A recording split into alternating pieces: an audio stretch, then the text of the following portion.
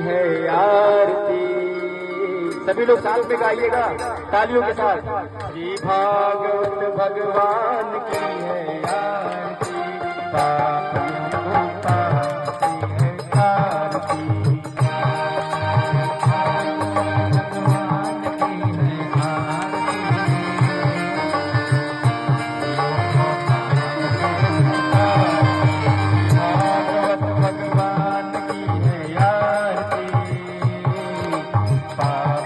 को पापती है आरती।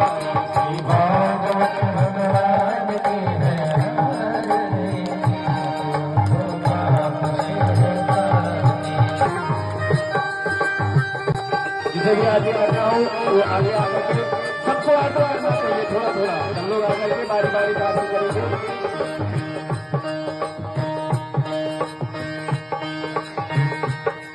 ये अमर ग्रंथ, ये मुक्ति पंथ, ये पंचम वेद निराला, नौ दो जगाने वाला।